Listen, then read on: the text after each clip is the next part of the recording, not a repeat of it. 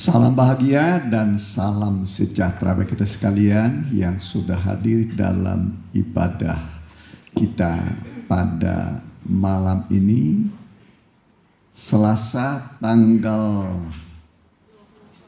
24 bulan 11 2020 ya, sudah mau berakhir tahun ini ya.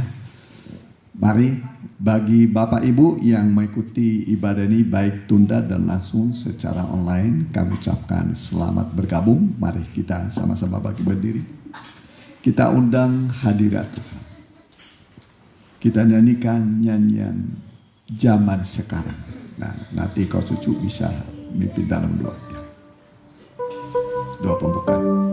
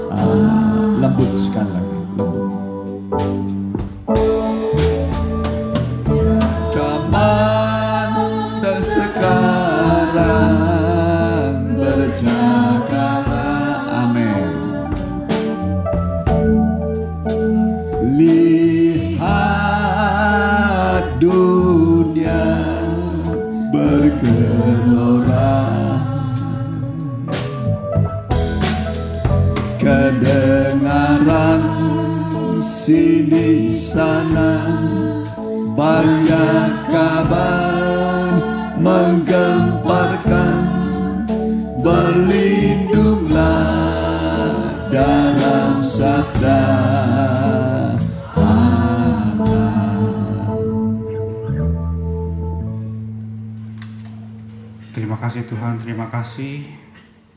Kami tahu ya Bapak, dalam keadaan yang tidak enak, serba tidak yang serba digonjang-ganjing dengan berita yang tidak mengenakan ya Tuhan. Kami percaya Tuhan, Engkau tetap bertahta di atas segala kehidupan kami ya Tuhan, dalam segala segi kehidupan kami ya Tuhan. Dan kami percaya Engkau yang memegang kendali penuhnya atas hidup kami ya Bapak. Kami juga mengucap syukur ya Tuhan, karena kami bisa kumpul kembali ke tempat ini ya Tuhan, untuk berdoa dan untuk menyampaikan segala ucapan syukur kami ya Tuhan melalui pujian dan penyembahan kami ya Bapa. Biarlah kiranya Engkau berkenan atas setiap pujian dan penyembahan kami ya Tuhan. Kami serahkan juga ibadah ini dari awal hingga akhirnya ya Tuhan. Biarlah kiranya Engkau yang beracara sepenuhnya ya Tuhan. Tutup bungkus ibadah kami dengan kuasa darah-Mu ya Tuhan, sehingga tidak ada lagi kekuatan ya jahat yang ingin mengganggu ibadah kami ya Bapak. Biarlah kiranya Roh Kudus menaungi setiap hati kami ya Tuhan, dan biarlah hati kami dipersiapkan untuk menerima firman-Mu melalui hamba-Mu yang akan menyampaikannya. Dan biarlah kiranya apa yang disampaikan oleh hamba-Mu merupakan isi hati-Mu yang paling dalam, sehingga kami bisa menemukan setiap jawaban dari setiap permasalahan kami, dan kami menemukan jalan keluarnya ya Bapak. Dan kami juga menemukan kekuatan baru ya Tuhan dalam menghadapi hari-hari kami selanjutnya ya Tuhan. Kami serahkan ibadah kami dari awal hingga akhirnya hanya ke dalam tangan-Mu. Kami undang Roh Kudus, dan biarlah atmosfer ruangan ini dipenuhi dengan tahta kerajaan Allah, sehingga kami semua dapat menikmati kedamaian yang hanya daripada-Mu saja. Kami serahkan ibadah kami hanya ke dalam tangan-Mu. Dalam nama Tuhan Yesus kami telah berdoa. Amin. Amin. Ya, silakan dulu. Mari kita puji-pujian bagi Tuhan. Kita nyanyikan Aku Diberkati.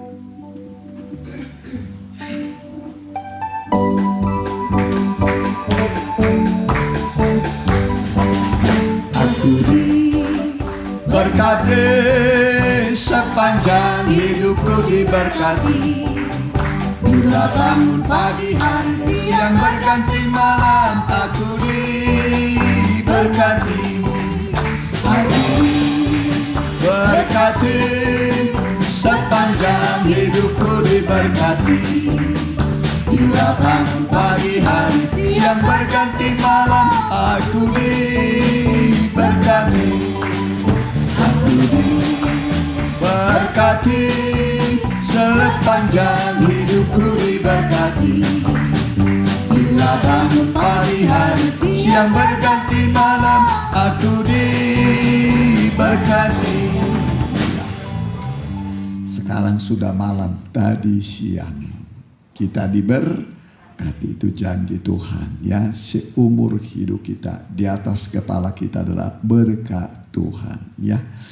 Termasuk di tengah pandemi ini ya, berkat Tuhan tidak beranjak dari hidup kita. Asal kita setia, ikut Tuhan, berbakti, berkat itu sudah dicurahkan pada kita. Kita ganti nyanyian kita, nyanyian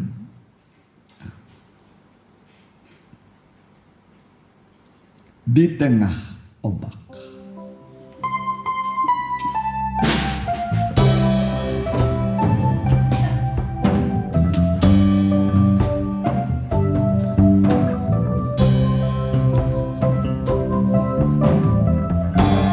Di tengah ombak dan arus pencobaan,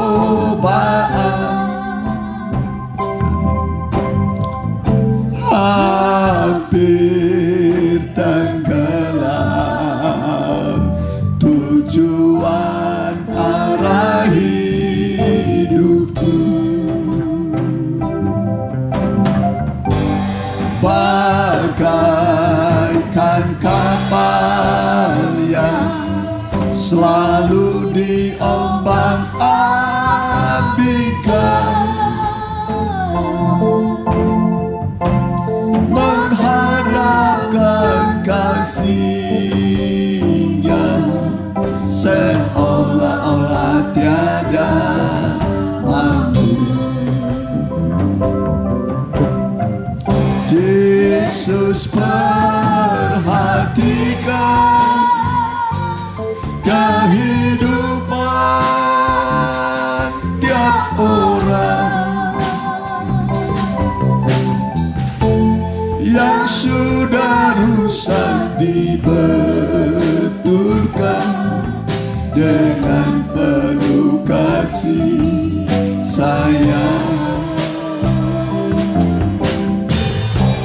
Yesus perhatikan yang tetesan air mata. Dia mengenal hatiku yang penuh dengan penyesalan ini. Ya, Tuhan memperhatikan hidup kita, segala pergumulan kita, dan apa yang membuat kita cemas dan khawatir, Tuhan akan menolong kita. Nyanyian terakhir, firman-Mu pelita bagi kaki. Kita bagi berdiri.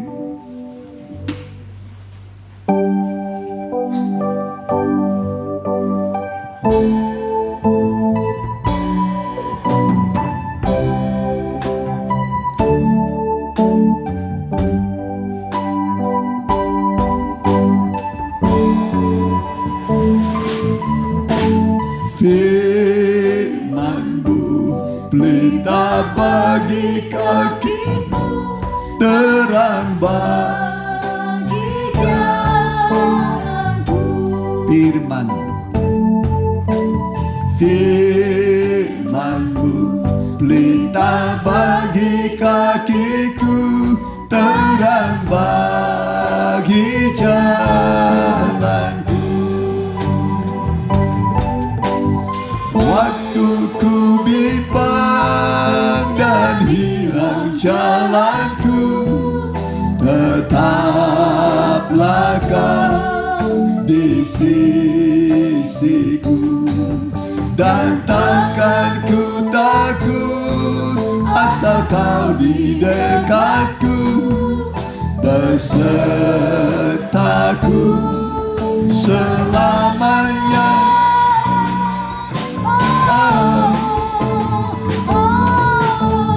Firman-Mu pelita bagi kakiku, terang bagi jalanku. Chorus sekali lagi. Firman-Mu pelita bagi kakiku, terang bagi jalanku, terang bagi jalanku. Kita tunduk kepala. Tibalah waktunya bagi kami jemaat-Mu, biji mata-Mu yang Kau kasihi, akan mendengar sebagian dari firman-Mu. Biarlah firman-Mu bisa menjadi jawaban atas teka-teki kehidupan kami, pergumulan kami, bahkan sanggup menghapus air mata kami, memberi petunjuk kepada kami, kemenangan demi kemenangan dalam tiap pergumulan hidup kami. Bersama Tuhan kami akan berhasil, bersama Tuhan kami menang, bersama Tuhan kami bisa melakukan perbuatan-perbuatan yang besar. Itulah janji-Mu Tuhan. Berfirmanlah, biarlah Roh-Mu mengurapi kami, memberkati kami. Nanti kami pulang penuh sukacita, dihentar dengan damai dari surga. Segala anasir kuasa kegelapan kami tolak di dalam nama Tuhan Yesus. Biarlah roh-roh yang bukan dari Allah kami hancurkan, kami patahkan kuasanya di dalam nama Tuhan Yesus. Biarlah roh Allah melingkupi kami. Dimanapun umat-Mu mengikutinya, kami akan diberkati oleh Tuhan. Dalam nama Tuhan Yesus. Haleluya. Amin. Silakan duduk ya. Nanti Ipan bawa firman Tuhan.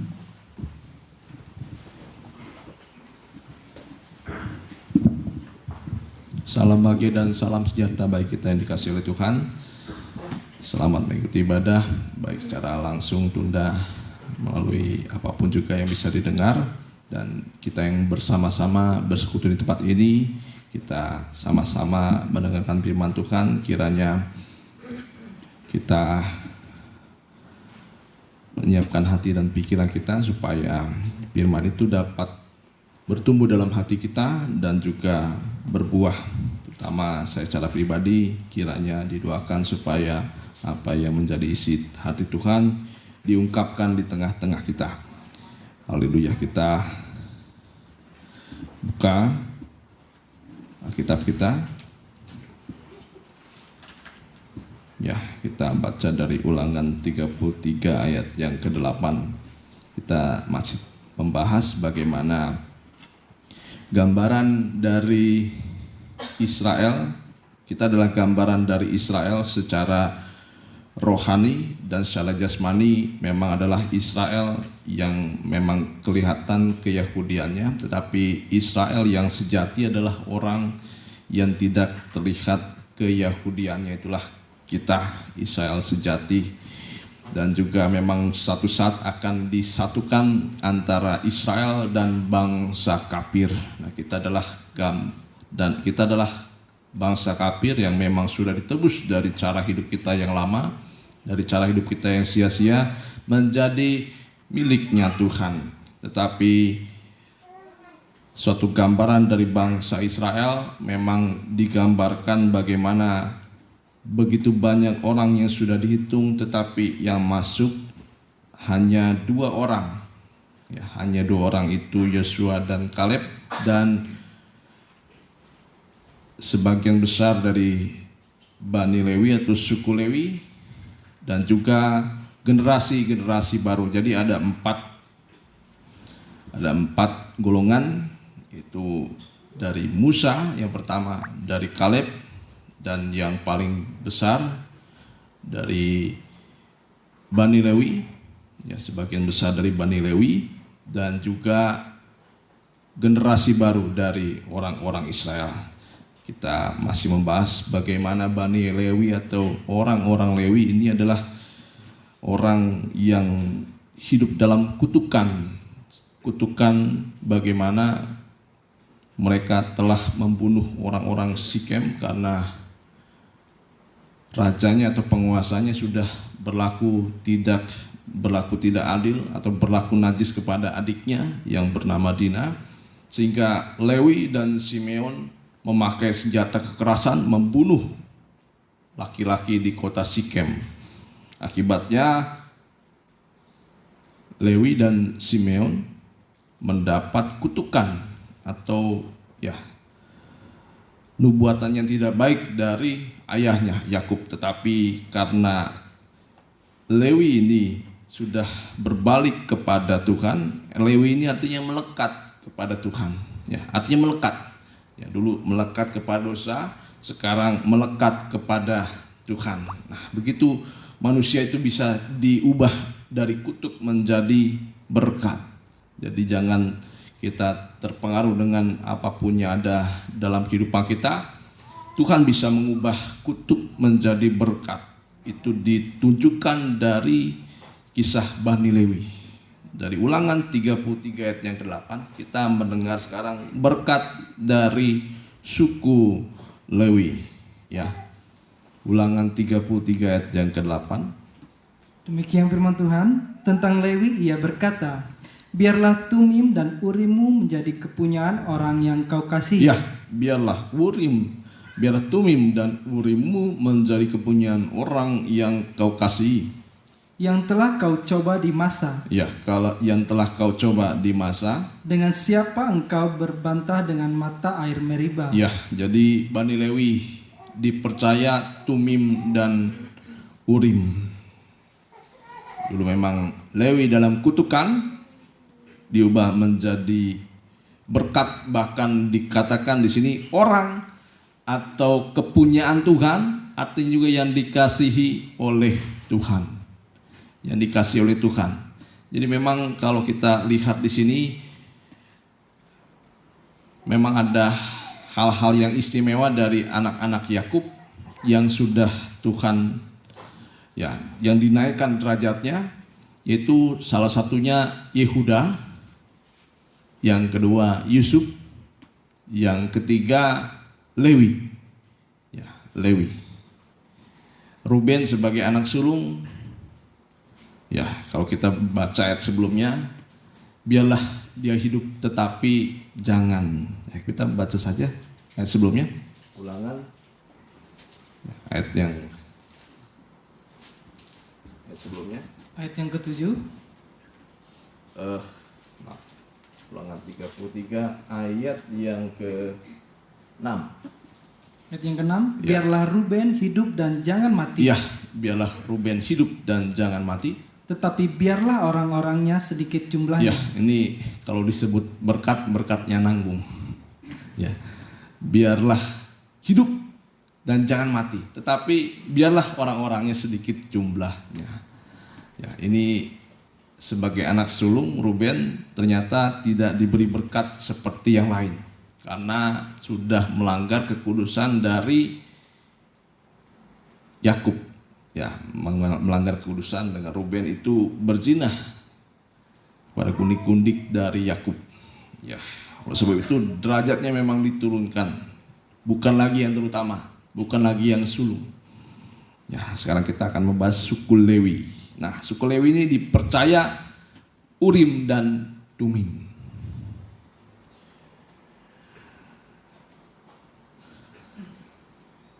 Urim dan Tumim ini letaknya di dada dari imam besar Harun. Jadi setiap pelayanan di dalam keimamatan di dalam peribadatan di Israel, jadi yang memimpin ibadah itu adalah memimpin semua korban, korban bakaran dan lain sebagainya dipimpin oleh imam besar. Dipimpin oleh imam besar yang adalah Harun, dan imam-imam itu adalah keturunan Harun. tetapi Bani Lewi membantu pekerjaan-pekerjaan di tabernakel atau di kemah suci. Ya, jadi Urim itu artinya terang.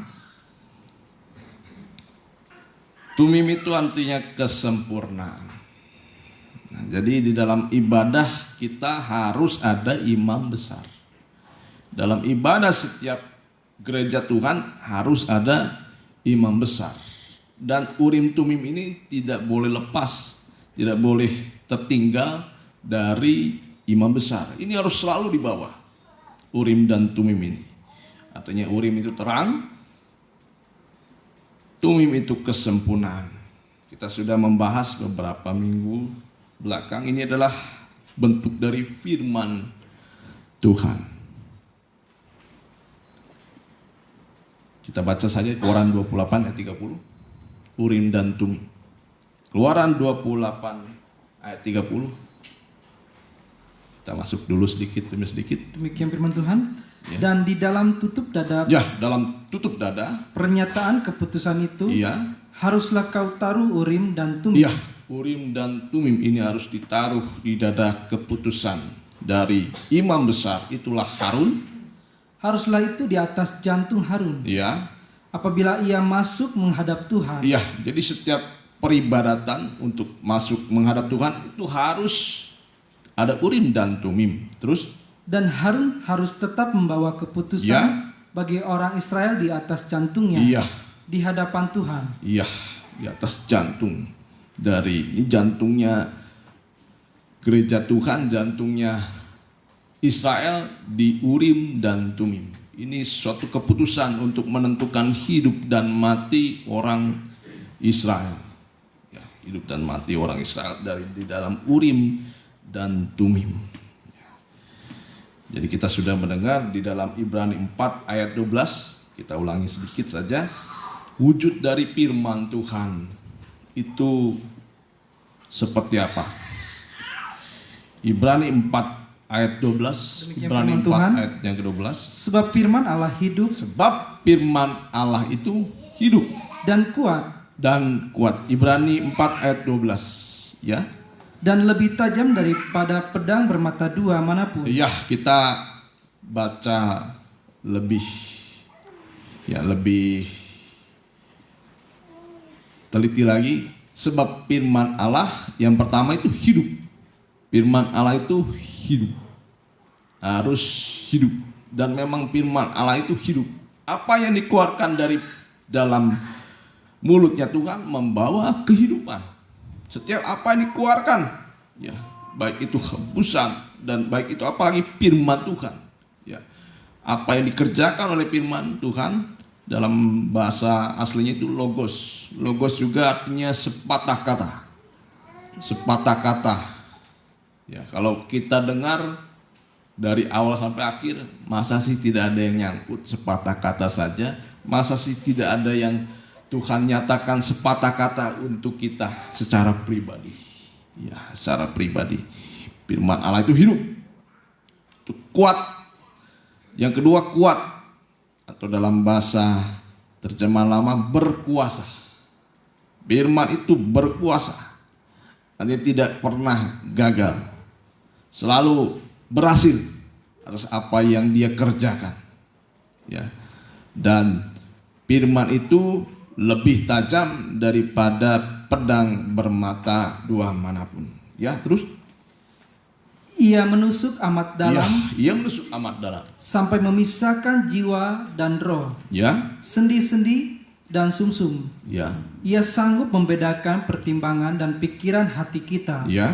Terus Dan tidak dan tidak ada suatu makhluk pun yang tersembunyi di ya, hadapannya. begitu terang di depan firman itu, semua diterangi. Ya, semua diterangi oleh firman Tuhan. Terutama apa yang diterangi itu segala cacat celah dan dosa kita semua diterangi oleh firman Tuhan. Ya. Terus Sebab segala sesuatu telanjang segala sesuatu telanjang dan terbuka di depan mata Dia. di depan mata Dia, itu firman. Di depan firman semua itu terbuka. telanjang, ya, terus yang kepadanya Yang kita kepadanya- harus memberikan pertanggungjawab. ya, jadi suatu saat apa yang kita kerjakan harus dipertanggungjawabkan, harus dipertanggungjawabkan. Semua di depan firman itu terbuka. Oleh sebab itu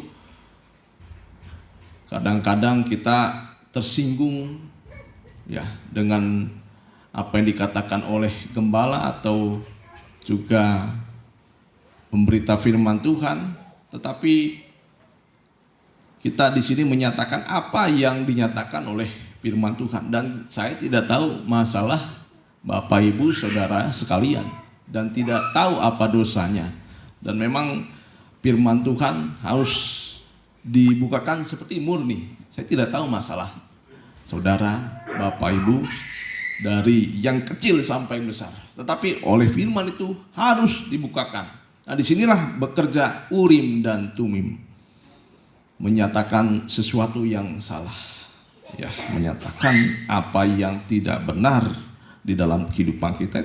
Makanya harus ada Urim dan Tumim. Memang ada banyak bentuk pemberitaan firman Tuhan, tetapi kalau sudah menyatakan imam besar, harus ada pernyataan keputusan Urim dan Tumim. Ya. Ya. Ibrani 5 ayat 14, ini juga Urim dan Tumim. Ini Urim dan Tumim. Ya.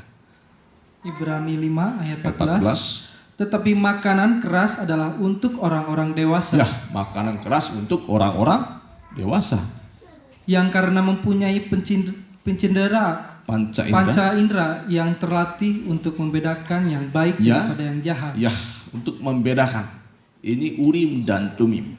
Itu makanan keras, pengajaran. Nah, jadi memang ada dua bentuk pemberitaan firman Tuhan. Yang pertama, penginjilan. Penginjilan itu untuk memanggil orang dari luar ke dalam. Tetapi untuk di dalam, Tuhan Yesus mengajar. Tuhan Yesus mengajar. Ini makanan keras atau disebut juga pedang firman. Kita tahu Salomo ketika menghadapi dua perempuan Sunda, yang satu anaknya mati, yang satu anaknya hidup. Salomo hanya dengan menggunakan pedang bisa menyatakan keputusan. Ya, harus dengan pedang, harus dengan pengajaran, harus dengan makanan keras. Firman penginjilan memang baik, tetapi untuk mendewasakan kerohanian kita harus makanannya keras. Ya, tidak lagi guyon-guyon. Semua tertuju kepada firman pengajaran. Ya, ini firman pengajaran, makanan yang keras. Memang seringkali kita tidak enak kalau kita makan makanan yang keras kalau kita masih bayi secara rohani. Tetapi kalau sudah dewasa, makanan ini harus kita makan. Makanan keras, bukan lagi makanan yang lembek, ya, tetapi harus makanan keras. Ya, ini berisi teguran, nasihat, pengajaran firman. Ya, kita akan lihat bagaimana Urim dan Tumim ini bekerja di dalam sidang jemaat. Ya, kita sudah mendengar beberapa minggu kemarin, Urim dan Tumim ini, ya, kalau kita lihat di Alkitab ini sangat sedikit sekali referensinya.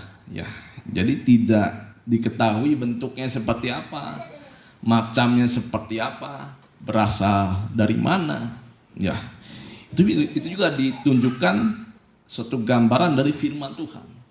Firman Tuhan ini, ya, bukan diterjemahkan secara logika. Tidak boleh firman itu diterjemahkan secara logika menurut kehendak kita sendiri. Tetapi firman Tuhan ini harus diterangkan, harus dibukakan dari ayat, menerangkan ayat. Itu firman Tuhan dalam bentuk pengajaran. Ya, bukan hanya filosofi-filosofi, bagaimana merenung, tiba-tiba dapat firman Tuhan. Tetapi kalau kita dalam bentuk pengajaran, harus ayat menerangkan ayat.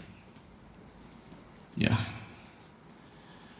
bukan hanya hanya dari filsafat, bukan hanya dari pengalaman hidup. Firman itu harus dibukakan, tetapi ayat menerangkan ayat. Kita akan lihat pekerjaan Urim dan Tumim. Ya, 1 Samuel 14 ayat 40. 1 Samuel 14 ayat 40 Demikian sampai firman Tuhan. 45. Kemudian berkatalah ia kepada seluruh orang Israel, kamu berdiri di sebelah yang satu dan aku serta anakku Yonatan akan berdiri di sebelah yang lain. Ya. Lalu jawab rakyat kepada Saul, perbuatlah apa yang kau pandang baik. Terus Lalu berkatalah Saul, Ya. ya Tuhan, Ya Allah Tuhan. Israel, Ya. mengapa engkau tidak menjawab hambamu pada hari ini? ya, Jika kesalahan itu ada padaku atau pada anakku Yonatan, ya Tuhan Allah Israel, tunjukkanlah kiranya Urim. ya, Tetapi jika kesalahan itu ada pada umatmu Israel, tunjukkanlah Tumim. Lalu didapati Yonatan dan Saul, tetapi rakyat itu terluput. ya. Bagaimana Urim Tumim ini bekerja di dalam satu kerajaan Israel, ya, untuk menyatakan mana pernyataan Allah, mana kehendak Tuhan, mana yang salah, mana yang benar, ya. Terus Kata Saul, buanglah undi antara aku dan anakku Yonatan. ya, Lalu didapati Yonatan. ya, ketika dihadapkan mana yang salah antara umat Israel atau Saul atau Yonatan, kalau kepada umat Israel tunjukkanlah Tumim, tetapi kalau kepada Saul atau Yonatan tunjukkanlah Urim. Tetapi didapatilah Saul dan Yonatan berbuat salah. Tetapi ketika didapati mana lagi yang salah antara Yonatan dan Saul, ya, kita lihat ternyata Yonatan yang salah. Terus Kata Saul kepada Yonatan, beritahukanlah kepadaku apa yang telah kau ya, perbuat. beritahukanlah kepadaku apa yang Yonatan perbuat. Lalu Yonatan memberitahukan Ya. kepadanya. Katanya, memang aku telah merasai sedikit madu dengan ujung tongkat yang ada di tanganku. Aku bersedia untuk mati. Ya, terus Kata Saul, beginilah kiranya Allah menghukum aku. ya, ketika didapati bahwa Yonatanlah yang berbuat salah, wah, begitu hati Saul ini sebagai orang tua merasa sedih. Bagaimana anakku berbuat salah, ya, padahal dosanya kecil sekali. Sebelumnya dinyatakan sebelum matahari terbenam, ya, jangan ada satupun kita makan, ya, sebelum kita mengalahkan mengalahkan musuh dari Saul. Tetapi Yonatan ketika melihat ada madu sedikit di pedang, ya, dia rasakan sedikit, dilihat oleh beberapa orang Israel. Ya. Di sini kita lihat bagaimana dosa sekecil apapun atau kesalahan sekecil apapun dari Yonatan, ganjarannya di sini harus hukuman mati. Ya. Terus? Bahkan lebih lagi daripada itu. Ya. Sesungguhnya, Yonatan, engkau harus mati. Iya. Jadi sekecil apapun, ini artinya dosa. Sekecil apapun dosa itu, kalau kita tidak akui kepada Tuhan, ini bisa membawa maut. Bisa membawa maut. Terus? Tetapi rakyat berkata kepada Saul, Ya. masakan Yonatan harus mati? Ya. Dia yang telah mendapat kemenangan yang besar ini di Israel. Jauhlah yang demikian. Ya. Demi Tuhan yang hidup, Demi Tuhan yang hidup. sehelai rambut pun dari kepalanya takkan jatuh ke bumi. Ya. Sebab dengan pertolongan Allah juga dilakukannya hal itu pada hari ini. Demikianlah rakyat membebaskan Yonatan sehingga ia tidak harus mati. Iya, kita lihat sekarang pekerjaan Urim dan Tumim di tengah bangsa Israel. Ya, dan juga harus ada di tengah-tengah gereja Tuhan. Jadi kekuatan Urim dan Tumim ini sebenarnya untuk menyucikan dosa-dosa yang sampai, ya kalau dikatakan di dalam Ibrani 4 itu sampai benar-benar menusuk secara tepat. Ya, Bapak Gembala sudah sampaikan kalau ada ya seperti busur seperti ya tempat memanah itu ya, ada bulat dan ada tempat tujuan utama.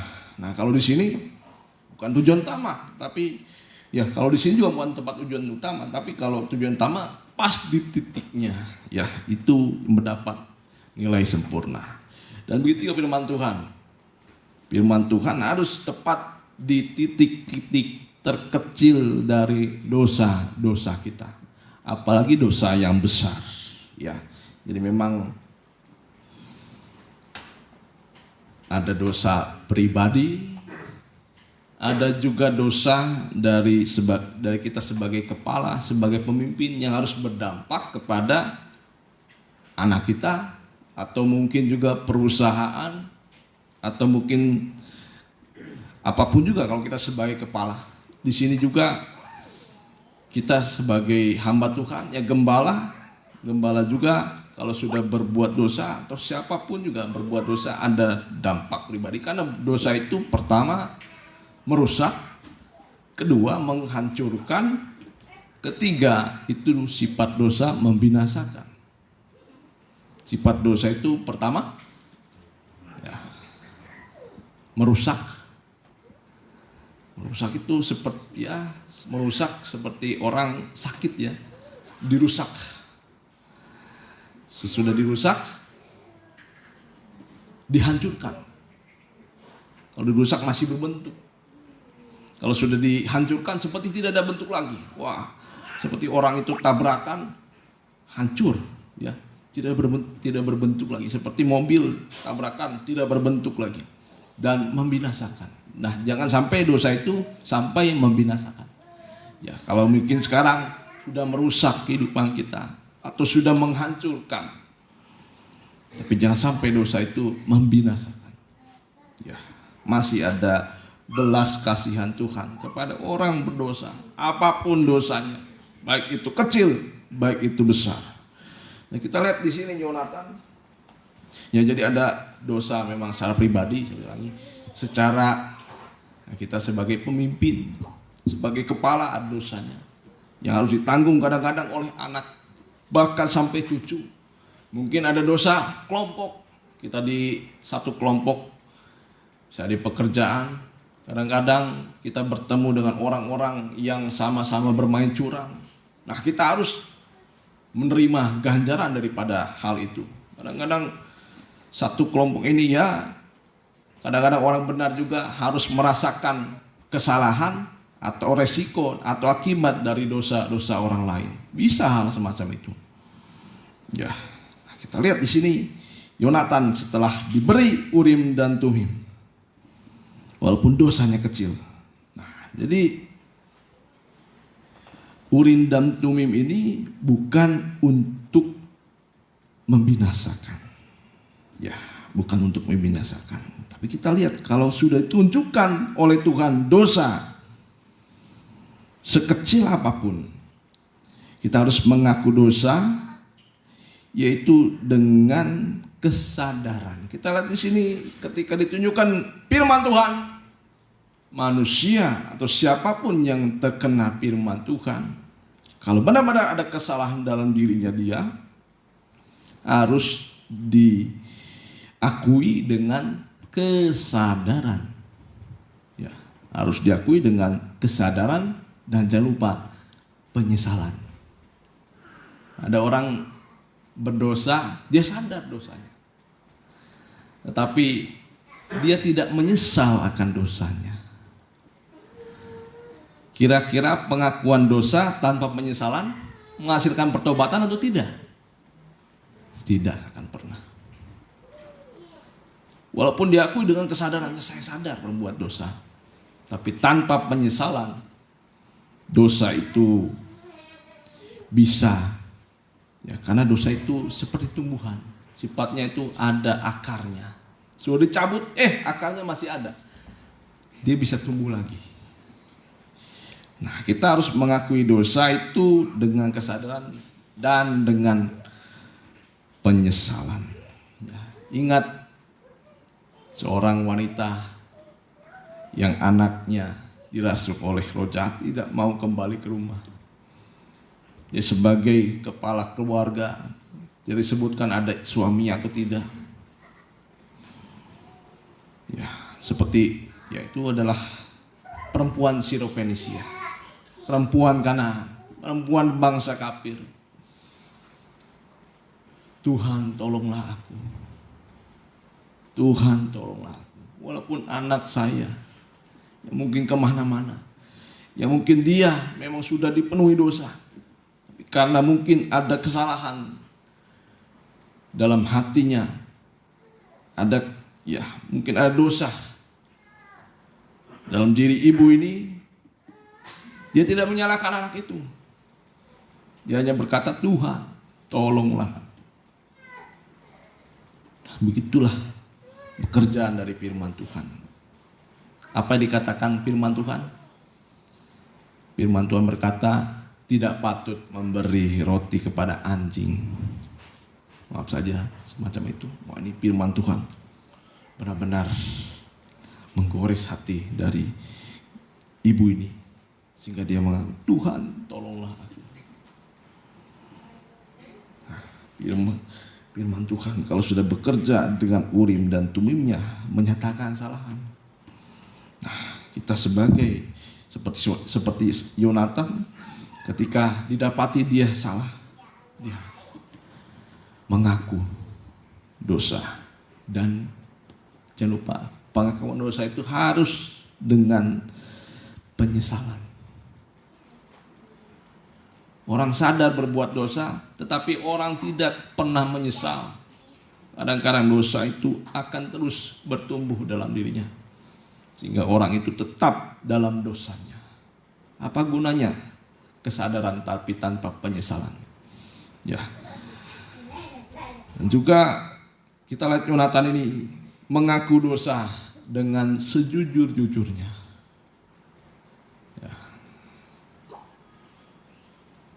Memang aku telah merasai sedikit madu dengan ujung tongkat yang ada di tanganku. Aku bersedia untuk mati. Walaupun sebenarnya Yonatan ini tidak tahu apa yang dikatakan oleh Saul. Karena waktu dikatakan oleh Saul, jangan ada yang makan, Yonatan tidak ada di situ. Tidak ditambah, tidak dikurangi. Ya, kalau mungkin beralasan, Yonatan bisa beralasan, saya mau makan, tetapi saya tidak tahu. Tapi Yonatan tidak menyalahkan Saul. Ya, di sini mengaku dosa sejujur-jujurnya. Kita harus mengaku dosa kepada Tuhan sejujur-jujurnya, tidak ditambah, tidak dikurangi, tidak didramatisir juga. Wah, tidak dengan menyalahkan orang lain. Ya. Nah, kita harus mengaku dosa yang pertama dengan kesadaran dan juga penyesalan. Yang kedua dengan sejujur-jujurnya kepada Tuhan. Dan kalau ada kepada sesama, kita pun harus mengakui dosa itu dengan sejujur-jujurnya, tidak ditambah ataupun dikurangi. Dan mengaku dosa yang ketiga itu dengan rasa tanggung jawab. Karena mau tidak mau dan juga bisa terjadi, dosa itu pasti ada akibatnya. Dosa itu pasti ada akibatnya. Ada resiko. Nah, kita seperti jangan di sini, aku bersedia untuk mati. Nah, jangan sampai dosa ini ditutupi dengan dosa lagi. Apalagi ditutupi dengan dusta. Nah, dosa itu Kalau sudah ditutupi dengan dusta, itu semakin seperti tanaman yang buruk ya, semakin dipupuk, semakin bertumbuh. Dan kalau semakin bertumbuh, nanti suatu saat semakin menjulang, semakin terlihat. Itu kalau dosa itu ditutup-tutupi.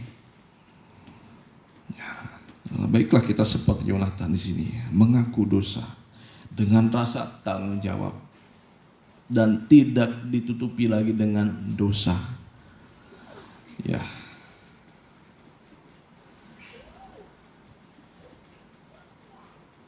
Itulah kalau kita mau mengakui firman Tuhan, kita pun juga harus mengakui dosa kita, kesalahan kita, atau mungkin keterbatasan kita, kelemahan kita. Ya, kalau dosa ini semakin ditutup-tutupi, dia akan semakin bertumbuh. Sampai nanti berbuah kan, namanya buah maut. Kalau ada Urim dan Tumim itu bekerja di tengah-tengah sidang jemaat, Urim dan Tumim ini memang menyatakan dosa yang tersembunyi, tapi bukan untuk menghukum, tetapi untuk menyucikan dosa-dosa kita. Nah, kalau sudah menyucikan, kalau kita sudah mengakui dosa-dosa kita tadi dengan penyesalan, dengan sejujurnya, dengan tanggung jawab. Jangan kita berdosa tapi tidak mau bertanggung jawab. Ya, biarinlah resikonya buat anak saya, resikonya buat si A, si B, istri saya atau suami saya. Ya. Jadi kalau sudah kita mau berdamai dengan Tuhan, ini ada darah Kristus. Darah Yesus itu hidup. Darah Yesus itu berkuasa. Ini untuk mengampuni segala dosa dan menutupinya. Ya, seperti kita tidak pernah berbuat dosa lagi. Ini begitu Tuhan mengasihi kita. Kalau kita mau mengakui, menyesal, kembali kepada Tuhan, Dia mau mengampuni dan menutupi dosa-dosa kita sampai seperti tidak ada lagi bekasnya.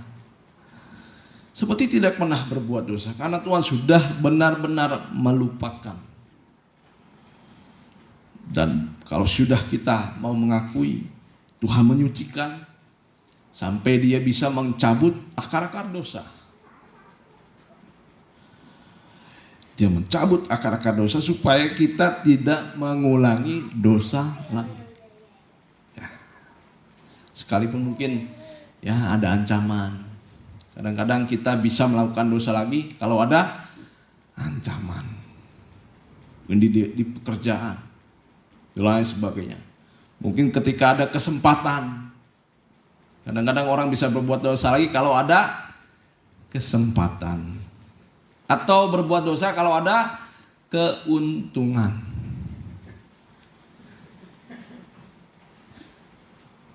Ya.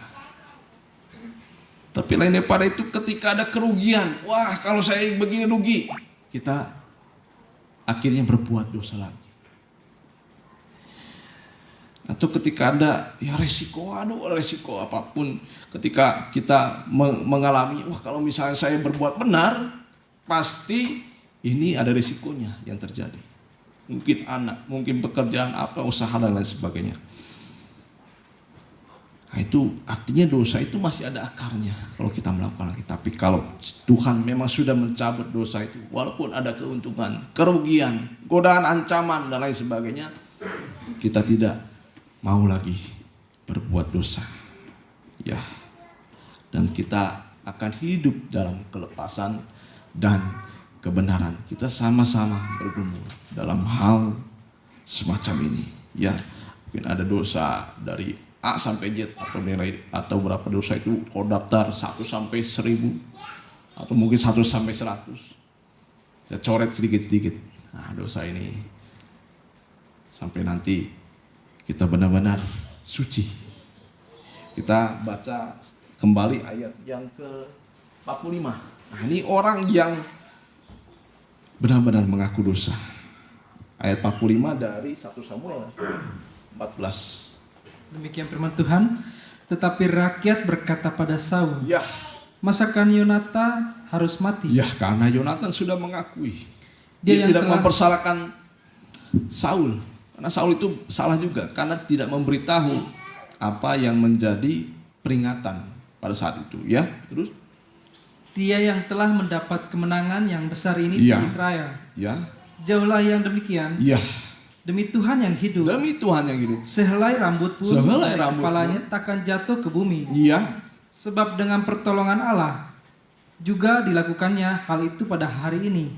Demikianlah rakyat membebaskan Yonatan sehingga ia tidak harus mati. iya. Kalau kita mau mengaku dosa, tidak ada hukuman yang terjadi.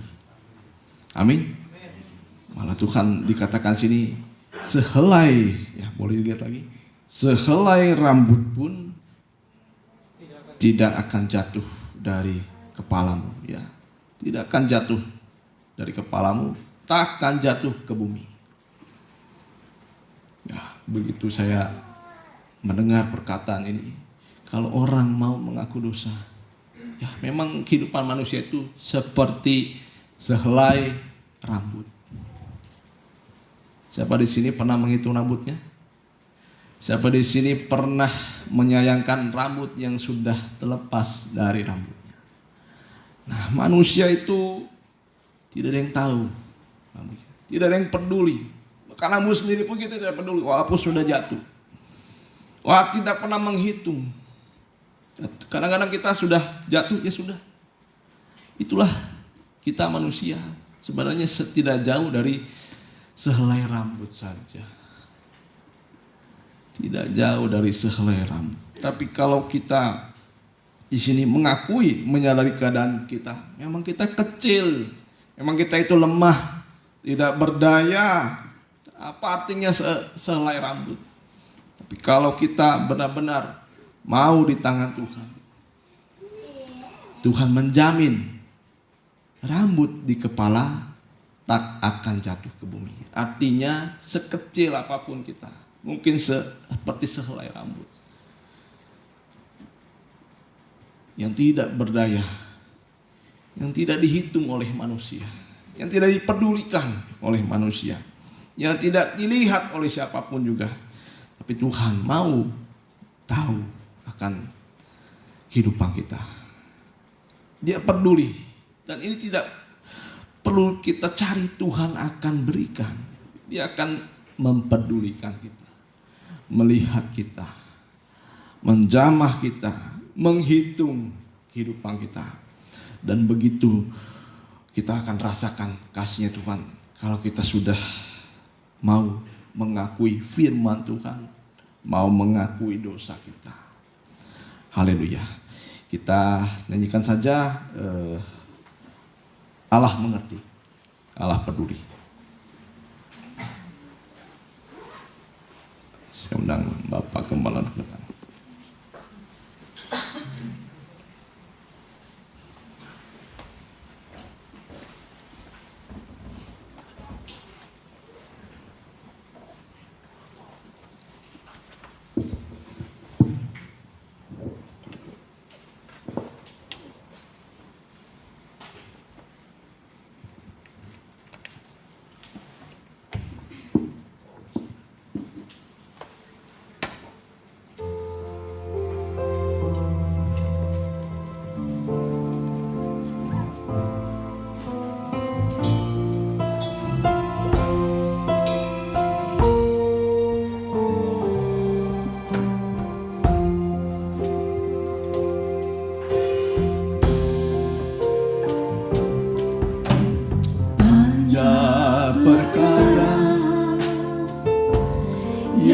dapat ku mengerti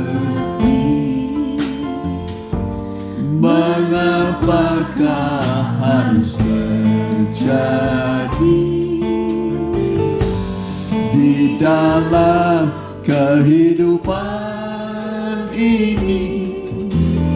Satu perkara yang ku simpan dalam hati, tiada sesuatu kan terjadi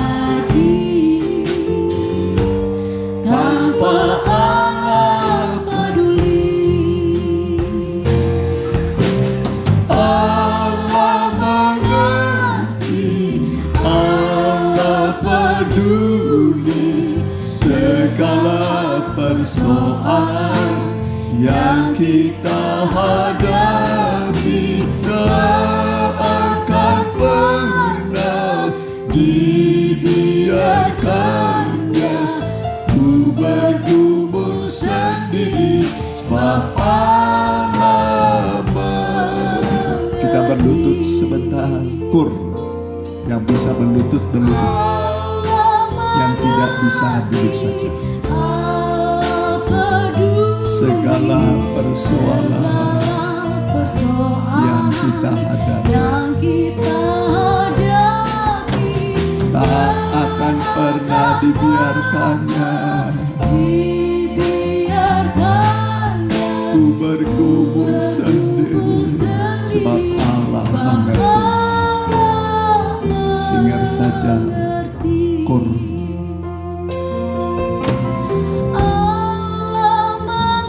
Amin. Allah peduli segala persoalan yang kita hadapi tak akan pernah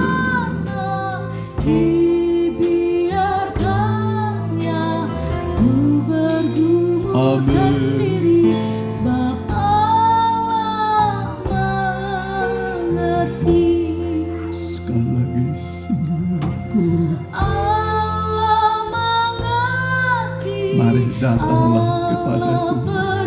Segala beban berat, pergumulan, dosa, kesalahan aku di hadapan-Mu. Jangan persalahkan orang lain, persalahkanlah diri sendiri. Akulah yang salah Tuhan, aku yang salah. Siapa mengaku kesalahannya akan disayang oleh Tuhan.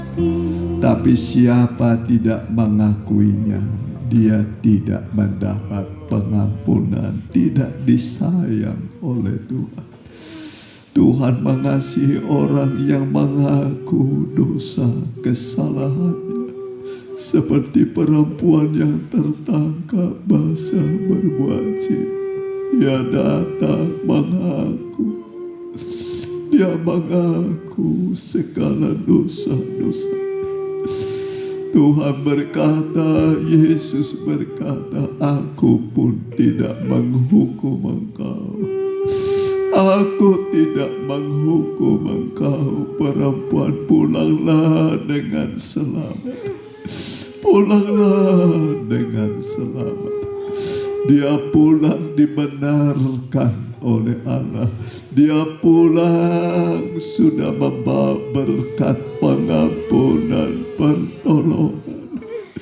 Mari kita datang pada Tuhan sebagai orang-orang berdosa yang dililit oleh banyak persoalan, masalah rumah tangga, masalah suami, masalah istri, masalah anak, pekerjaan, hubungan dengan bersaudara sering terganggu oleh sebab dosa.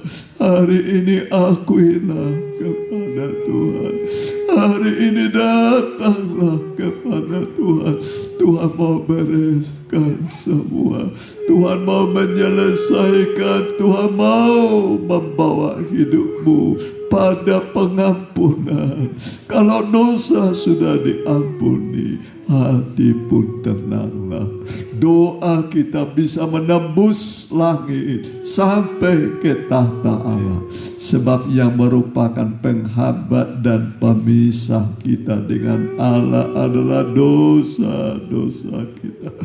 Begitu kita mengaku, Tuhan mengampuni, Tuhan menjawab, Tuhan menolong kita semua. Terima kasih Tuhan, terima kasih Tuhan. Engkau Allah yang baik bagi kami, Allah yang mengasihi kami. Kami menyembah Engkau Tuhan. Kami bersyukur kepadamu. Buat firman-Mu kami berterima kasih. Terima kasih Tuhan, terima kasih, terima kasih. Yonatan yang membawa kemenangan, juga mengaku dosanya, dibebaskan dari penghukuman, dibebaskan dari hukuman mati. Dia bebas, dibebaskan oleh Tuhan, oleh Urim dan Tumim. Haleluya, haleluya. Terima kasih Tuhan, terima kasih, terima kasih. Kita angkat nyanyian ini, kornya sekali lagi lembut sekali. Kita bangkit berdiri.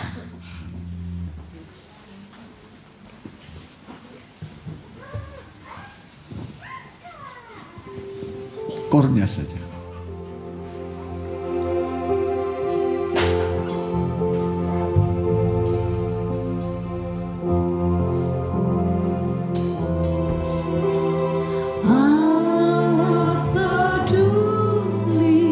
Segala persoalan yang kita hadapi Tak akan pernah dibiarkannya ku berkubur sendiri, sebab Allah.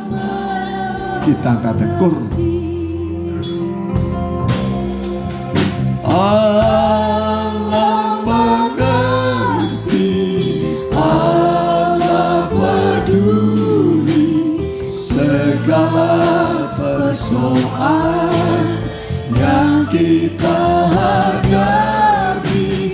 Tak akan pernah dibiarkannya ku bergumul sendiri, sebab Allah mengerti.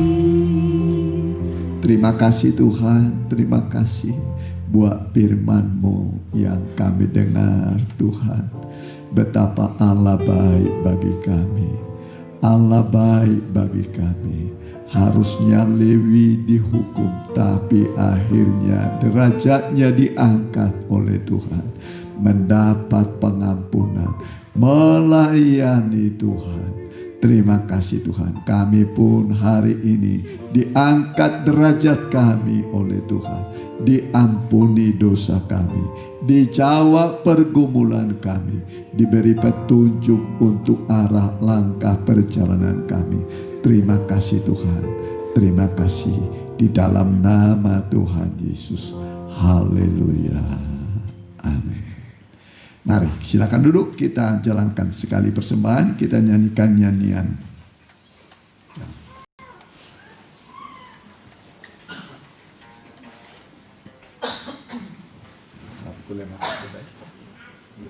Saat ku lemah tak berdaya.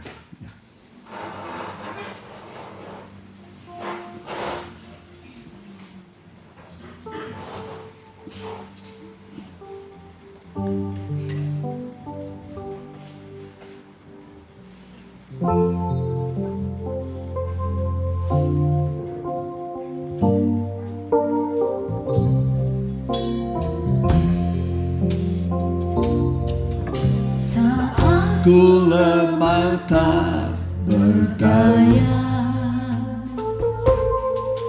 kegelisahan menghimpiku.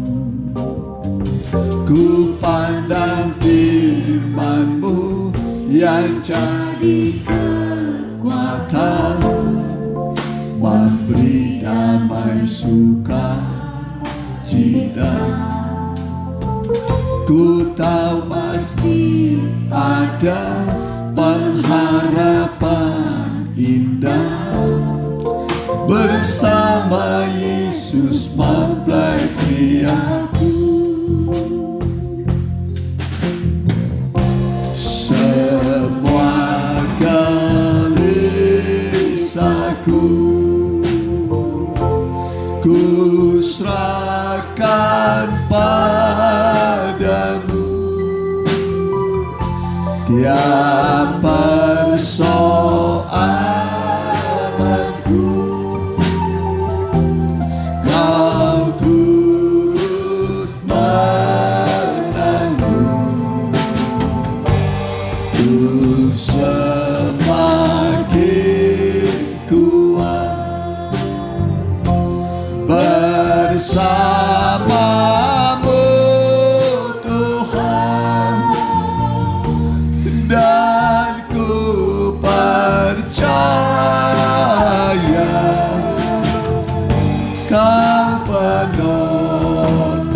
ku percaya dan ku percaya Kau penolongku. Puji Tuhan, terima kasih buat kehadiran saudara dan persembahan saudara. Tuhan akan memberkati dan membalasnya berlipat kali ganda.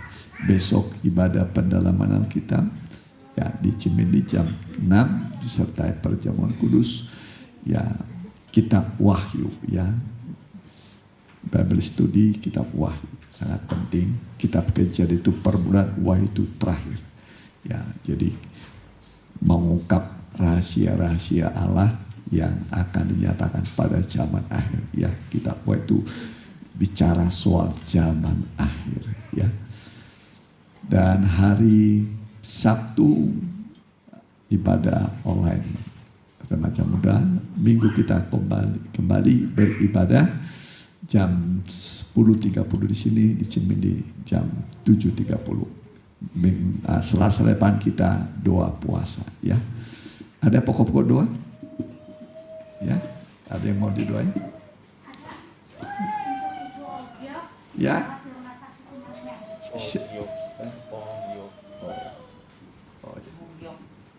Ya, Ibu Giok ya. Siapa lagi?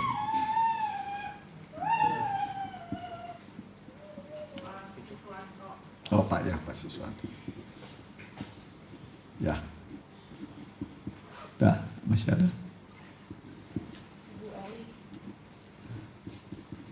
Ya.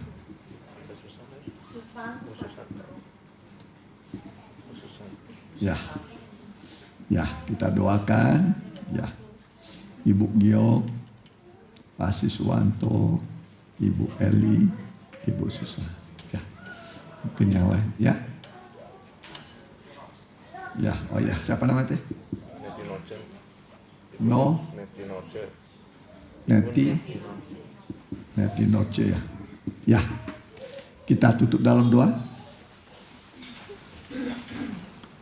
Kami berdoa Tuhan buat nama-nama yang disebutkan, Ibu Gio, Pak Siswanto, Ibu Eli, Ibu Susan, Ibu Neti Noce, atau yang lain juga yang tidak sempat disebut namanya, baik yang mengikuti di rumah secara online dan juga mungkin langsung dan tunda. Kami tahu firman-Mu adalah hidup dan berkuasa. Doa kami selalu didengar oleh Tuhan. Engkau yang menyuruh kami berdoa, bermohon, karena Engkau mau mendengar doa kami, menjawab doa kami Tuhan. Dan Tuhan tidak pernah terlambat menolong kami. Selalu Engkau menolong kami tepat waktu. Kami berdoa buat mereka yang membutuhkan uluran tangan-Mu. Buat mereka yang sakit, jamah mereka sembuhkan Tuhan. Oleh bilur-bilur-Mu kami berdoa di dalam nama Tuhan Yesus. Kalau mereka sudah berbuat salah, berdosa padamu dan sesama, ampunilah mereka Tuhan. Ampuni, basuh oleh darah-Mu. Bilur-bilur-Mu menyembuhkan Tuhan. Firman-Mu menyembuhkan mereka. Kami berdoa di dalam nama Tuhan Yesus. Sembuhkanlah mereka. Terima kasih Tuhan. Tiap doa yang kami serukan, Tuhan mendengar, Tuhan menjawabnya. Di dalam nama Tuhan Yesus. Juga usaha pekerjaan anak-anak-Mu, berkati mereka yang belum mendapat usaha pekerjaan. Engkau lah pencipta lapangan pekerjaan. Engkau berkata orang yang tidak mau bekerja jangan kasih makan. Artinya supaya kami ada pekerjaan, ada usaha. Hamba berdoa, berikanlah usaha dan pekerjaan bagi mereka. Dan yang sudah bekerja, dan berkatilah mereka usaha pekerjaan mereka. Terima kasih Tuhan. Hentarkan anak-anak-Mu tiba di tujuan dan rumah masing-masing dengan selamat. Biarlah kami juga membawa keluarga kami, membawa teman kami yang di dalam Tuhan, supaya mereka makin diberkati oleh Tuhan. Tambahkan jiwa-jiwa untuk diselamatkan. Terima kasih Tuhan buat bangsa negara kami. Kami doakan juga Bapak Presiden kami, Pak Joko Widodo dengan wakilnya Pak Ma'ruf Amin. Seluruh menteri berkati. Juga Gubernur Jawa Barat Pak Ridwan Kamil dengan Pak UU. Juga di Kabupaten Bandung, Tuhan berkati Pak Umbara dengan wakilnya. Seluruh muspika, lurah juga berkati, kepala desa, RW, RT, Tuhan berkati. Terima kasih Tuhan.